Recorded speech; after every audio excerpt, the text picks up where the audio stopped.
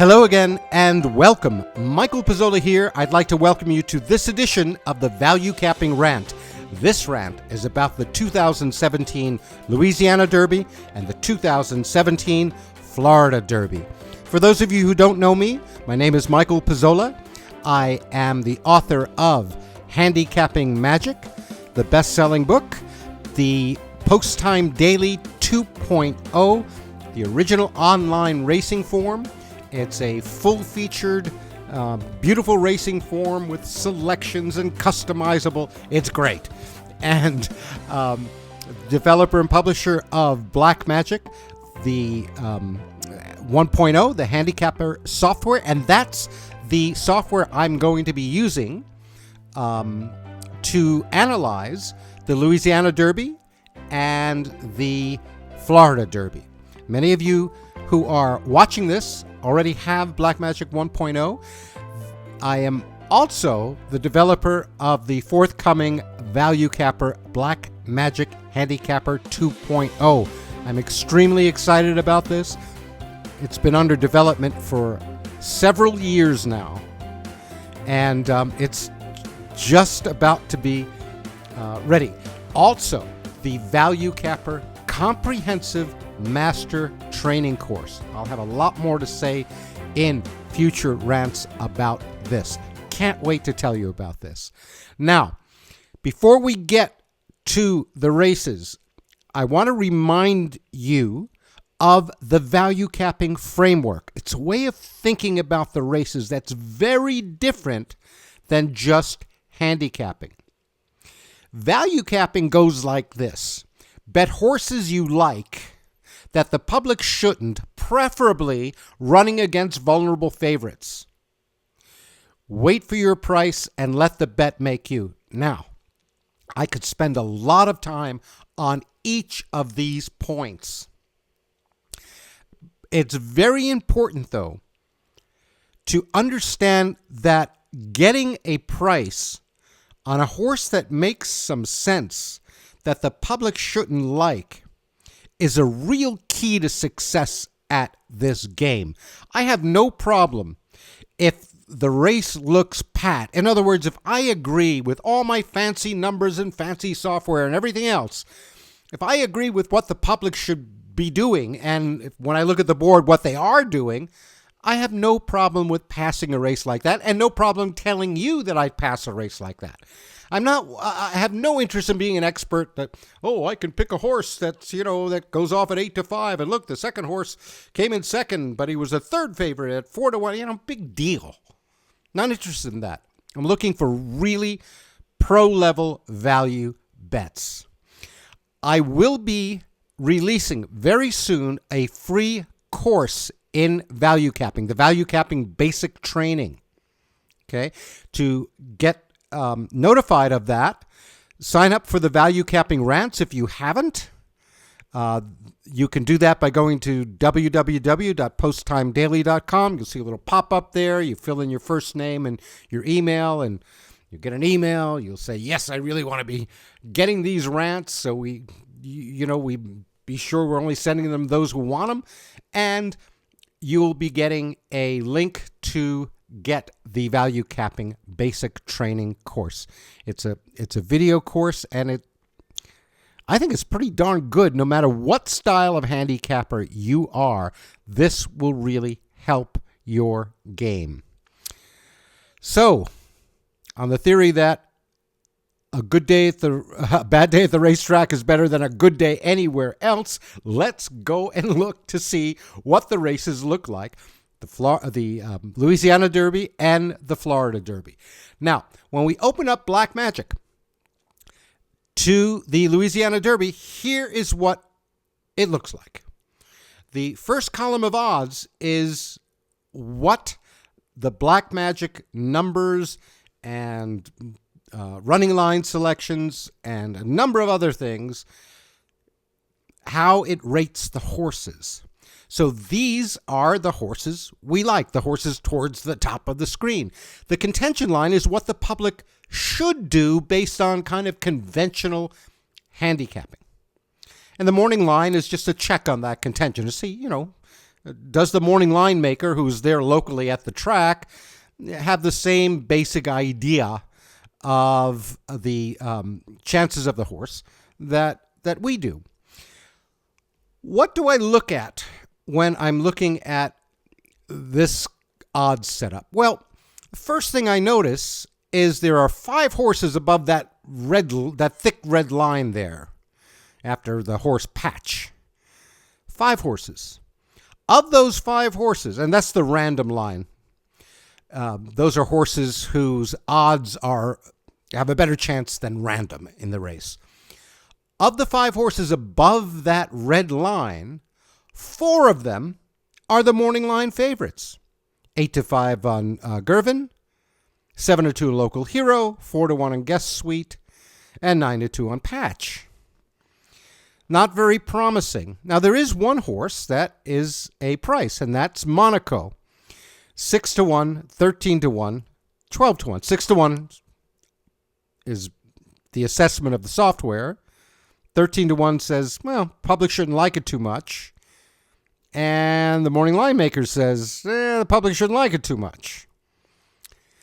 So let's look at the past performances. That first thing I notice is Monaco's on a layoff. And it happens to be an early horse. And it just broke its maiden. Now, it broke its maiden in pretty spectacular fashion. Took the lead. It just romped down to Tampa Bay.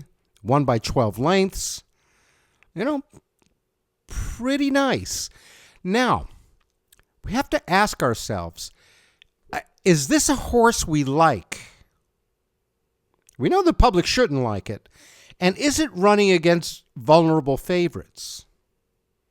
Well, let's look a little more deeply.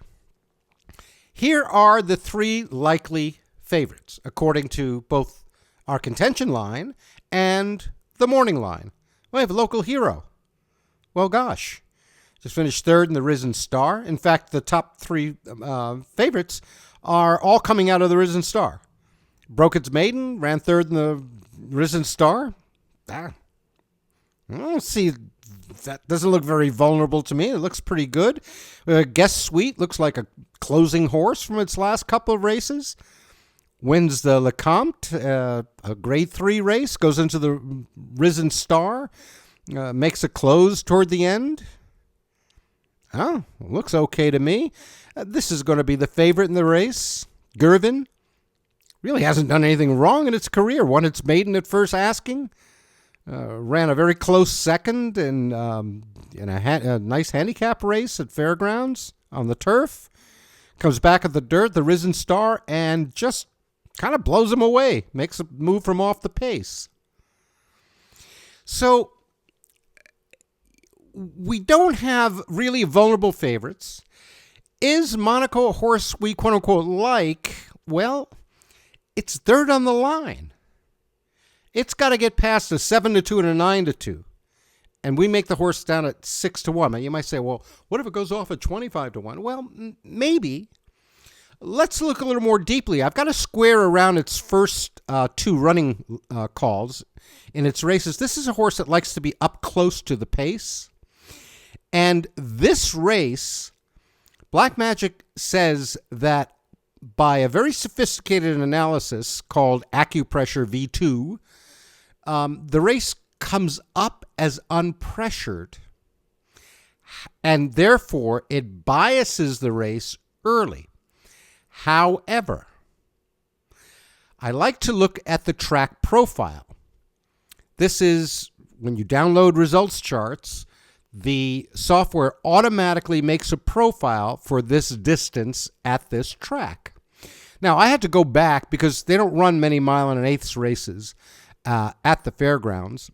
And so I had to look at some old races, but you get the idea if you look at the positions and the beaten lengths at the first and second calls.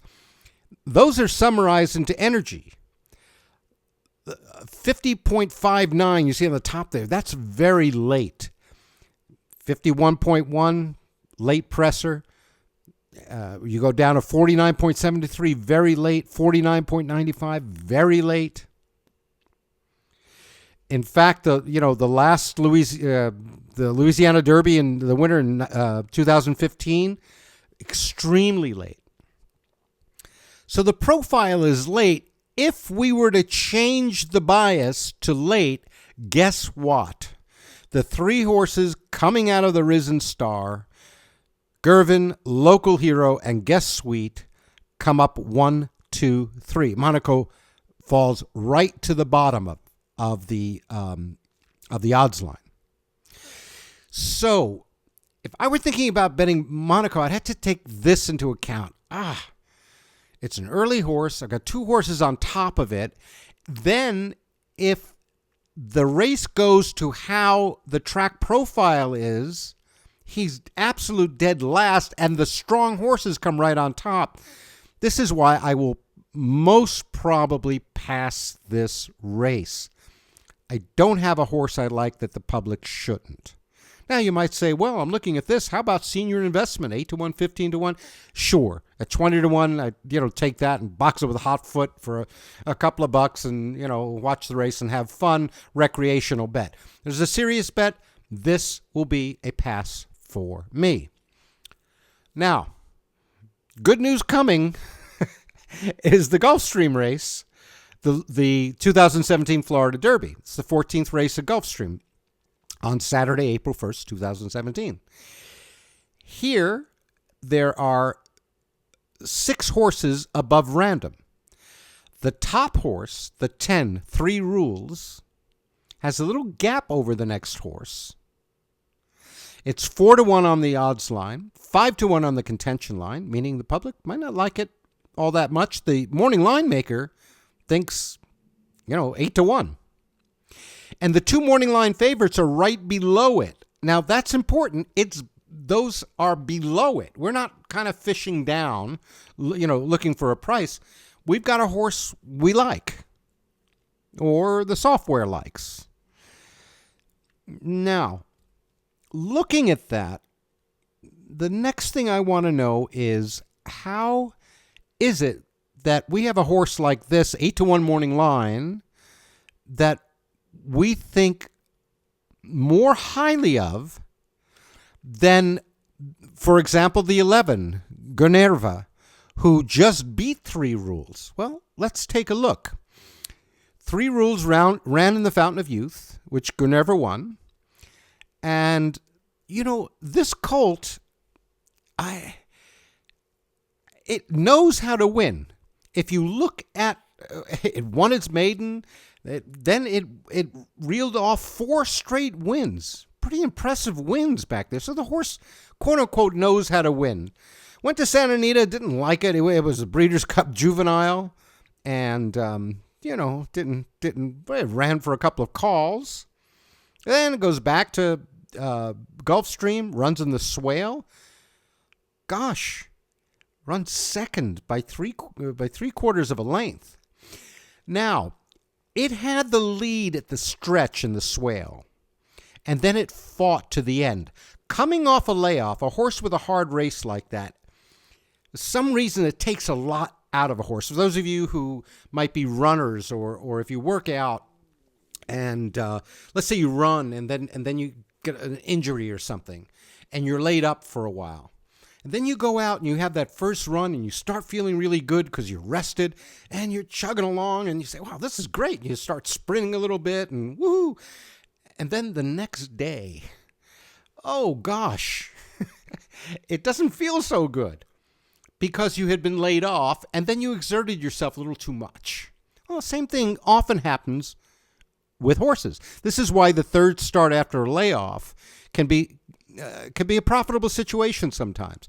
Here we have the horse laid off from the Breeders' Cup, fights tooth and nail in the Swale, then comes on to the Fountain of Youth. It's trying. It had a 2-length lead at the second call, and then it just didn't have it, and it kind of just coasted back.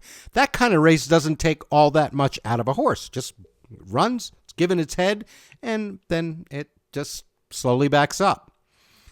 So this is a horse that's coming to a race, and it's running against the horse that just beat it, or the colt that just beat it by 6 lengths, Gunnerva. So we've got a horse we like that the public shouldn't. Okay? In this case, 4-1 on the odds line, 5-1 on the contention, 8-1 on the morning line, I'd be looking to get 7-1 or higher on the 10-3 rules. As unclear as the Louisiana Derby is, this is a very clear race. Now, if the source goes off at 4-1 or 9-2, not interested. Obviously, if it goes off at, 9-1, 10-1, very interested. 7-1 I would take. So I'll have to watch the board to see if there is a bet or not. Remember, because the fourth tenet of the value capping framework is wait for your price. So wait for your price. As always, with big days, I urge you to look at some of the undercards. Now, as I'm speaking to you, it's 2 full days before the race. So I don't have changes and scratches and all of that. And so I'm not going to get very deeply into it because very often the horse will be scratched and so forth. But look at the undercards, especially at the tracks at which the big races are. I'll show you one undercard race from each of the tracks. So let me show you a couple of races that I've got marked to look at for the Derby's Day, okay, April 1st, 2017. The first one I'm a little interested in is Fairgrounds Race 14 on April 1st. And the reason is this is a mess of a race and an odds line in the sense that the odds line starts at 7-1. So there's no real strong horse according to our numbers. 7-1, 8-1, 8-1, 8-1, 9-1. However, the top 2 horses out of this galaxy and Zacharuni, the 10 and the 8, have higher contentions than their odds, and they're 15-1 and 12-1 in the morning line. If these horses go off at long prices, I'm talking in the 15 to 20-1 range, right? Because we want an overlay. I'm not going to make my horse 7-1 and take it at 6-1. These go off at decent prices. I will look at them in both win bets and exotics. Now, in this case, someone asked me just recently, well, what happens if they both go off at 15 or 20-1? Well, I'll split my bet between the two, and I'll certainly have exactas and tries going with those.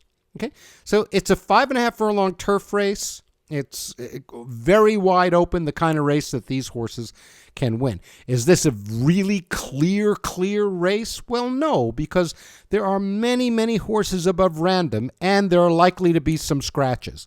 But sitting here on Thursday before the Louisiana Derby and Florida Derby day, this looks like a race that may have some potential. Going to Gulfstream race 12 on April 1st. This is a mile turf race. Now, I did something like I did in the Louisiana Derby.